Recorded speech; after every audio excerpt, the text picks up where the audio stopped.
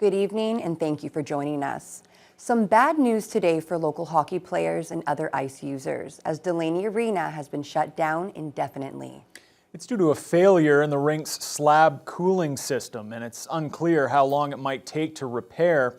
As a result, this weekend's Westfort Hockey Tournament game, scheduled for Delaney, will be relocated to Nebing Arena, while many other ice rentals will have to be moved or canceled. Earlier this week, arena staff noticed a significant drop in the amount of brine in the rink's refrigeration system, most likely because of a leak. Brine is the fluid in the pipes under the rink that keeps the ice frozen. As Facilities Services Manager Franco Marchesi explains, until they determine exactly where the problem is in the system, it's hard to say how severe it is or how long until it can be fixed and the rink reopened. We may be able to isolate certain circuits and bring the ice back together. If we can't and the problem is bigger, we may have to take the ice out completely and do some destructive work to find it or to repair it, at which time once we figure out where the actual problems are, we'll determine how long it would be to repair that. An update will be provided to user groups once city officials figure out the severity of the issue. Fort William Gardens is slated to receive more upgrades next year as part of an initiative to extend the 71-year-old building's lifespan. This time, the improvements will focus on the envelope of the historic arena to make it more energy efficient and reduce operating costs. Vasilios Bellos reports. More upgrades are coming to Fort William Gardens in the form of improvements to the arena's energy efficiency. It's a piece of the city's plan to extend the garden's lifespan by 15 years. Included will be work on the roof inside the arena above the ice surface and on certain parts of the exterior roof as well. A number of doors and windows will also be replaced, which haven't been updated since the arena first opened back in 1951. It's estimated the upgrades will result in $80,000 in annual energy savings. City Supervisor of Construction Services Kelvin Jankowski believes extending the lifespan of the gardens will mean a lot to the community.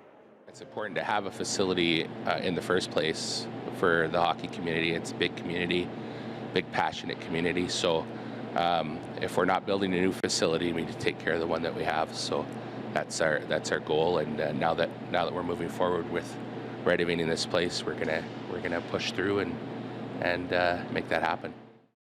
The city has allocated $675,000 for this phase of the work, but are hoping for some outside funding, with an application into the Federal Green and Inclusive Community Building Program. The energy improvements are just a piece of the city plan to extend the garden's lifespan. Other initiatives include the new video scoreboard installed last year, accessibility improvements, and upgrades in the arena to better host larger sporting events or concerts.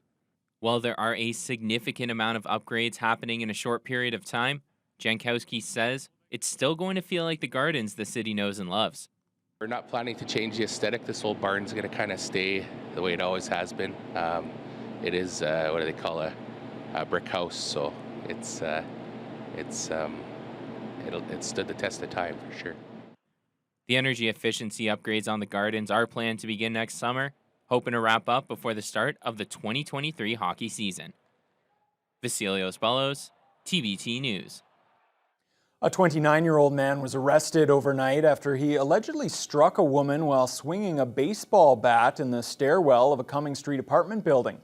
The suspect, who was already wanted by police, ran when officers arrived just after 2 o'clock this morning, but was arrested after a foot pursuit. He's now been remanded into custody. It's a helpless feeling for anyone caring for a sick child, seeing store pharmacy shelves empty of much-needed children's medication. It's been an ongoing problem and has prompted some to take action. Janice Golding explains. At Meds, the Canadian compounding pharmacy in Etobicoke, the phones keep ringing. Desperate parents hoping someone can help them help their children as they search for medication for their sick kids. There is some urgency to a lot of cases. Compounding pharmacist Dave Hughes says routine trips to the pharmacy are frustrating parents due to a national shortage of Tylenol and Advil. So they're turning to him to see if he can custom make the medicine. Relative to other winters, I mean, 5, 10, 15, 20 more than we normally would in a day sometimes. There's a lineup forming most nights where people are asking questions about one medication or another. This week, Canada's Minister of Health blamed the shortage on the rising wave of respiratory illnesses. The demand for analgesics has soared. We now understand really well that this is driven by the severe viruses that are impacting our children across Canada. But that explanation not sitting well with medical professionals. It's been gone for 3 months now? So it's definitely a supply problem. The lack in medication is being blamed in part for a spike in hospital visits. At Toronto, sick kids' ER wait times are up to 12 hours, and occupancy rates have hit 133% in their general medicine unit. With some Canadian hospitals noting a historic number of children at their doorstep, parents describe their concerns and what they're doing to get their hands on children's medication. I've been trying to find more than 10 locations. Nowhere at Shoppers and Rexall and all the regular places. No. We don't find Tylenol, we don't find nothing. So this Saturday I'm going to Buffalo get few. I decided on my own terms to go to the States, to Buffalo, and they had a few bottles left. Health Canada says manufacturers have increased production, with some producing at record levels. That was CTV's Janice Golding reporting. In the wake of last week's one-day walkout, QP education workers in the province aren't reporting much progress in contract talks. The two parties sat down for a second full day of negotiations yesterday. Despite a new offer from the government, the union says it won't accept a two-tier wage increase for the 55,000 education workers it represents. The Ministry of Education has also withdrawn its application to the Ontario Labour Relations Board. It was aimed at getting last week's walkout declared illegal. Anishinaabeg Education and Training Services is hosting a land-based learning conference in Thunder Bay today. The agency is partnering with Bengtagon Anishinaabeg to promote more Indigenous-based learning for First Nations children. Mike Lang reports. You look at the environmental crisis that we are in. Why is that? Again, it has everything to do with losing that sacredness and that understanding and that relationship with the land. With how important nature is to Indigenous culture, delegates here want to make it a focal point in their education system rather than having Indigenous children conform to the same curriculum as other students. The goal is to move towards land-based learning. We have to take our young people back to the land. That was the direction that our elders have given. This is where our young people are going to find their strength. This is where they're going to find their healing. To go back to the land. It is the land that's going to take care of our people. It is a curriculum that has already been implemented into Bigtagong Nishnabeg First Nation, which was showcased in this two-day conference. The community located near the Pig River has a land-based learning program for children from kindergarten to grade 8, where children learn the values of nature, including learning how to grow and prepare their own food. Their overall goal is to give their children a sense of identity, confidence, and self-worth. Bigtagong Director Lisa Meshano-Korshane says the standard education system has failed Indigenous children in that regard. The graduation rates for First Nation students are not good. There's been some gradual increases, but really we have to start providing experience to our kids that they connect with. And through land-based education, that's their spirit, the spirit of the land, the spirit of their communities, and the spirit of their people. Bigtagong Nishnabeg is in the process of building a brand new school for the community. Construction is expected to be completed by the fall, with the modern facility capable of increasing enrollment from 75 students to 170. The First Nation is also finalizing their new curriculum by June. Meshano-Korshane acknowledged the need to include core concepts such as STEM education, but to teach it in the proper perspective. There needs to be balance. Years ago, our people and our leadership seen that drastic change needed to occur, and they've been fighting for that change for years.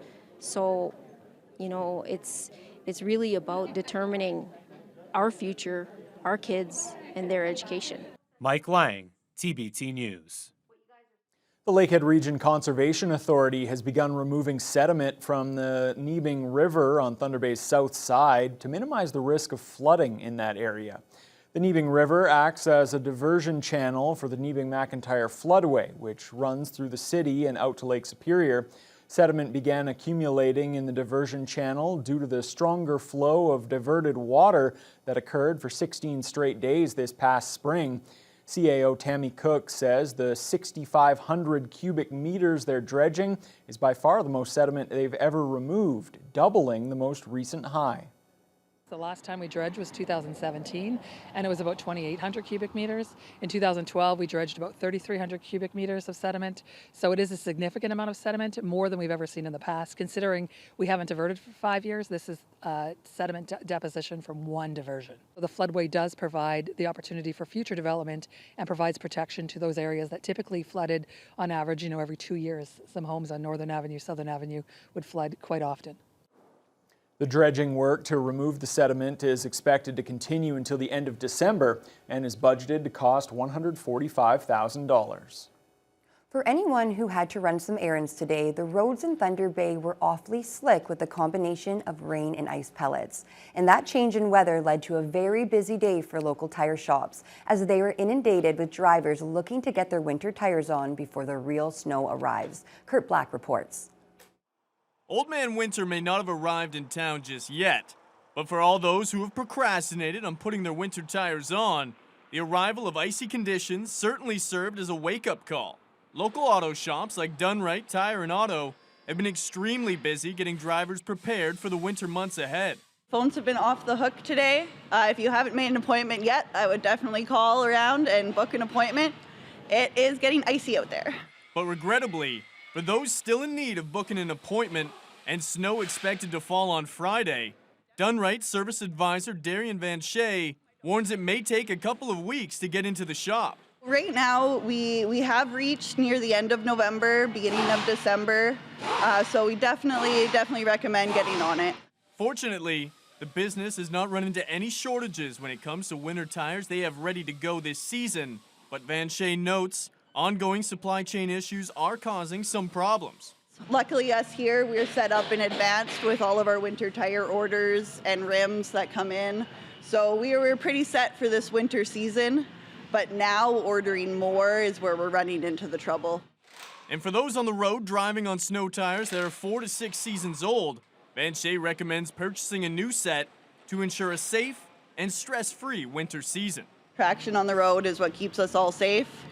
If your winter tires aren't gripping, then we'd recommend getting some new ones.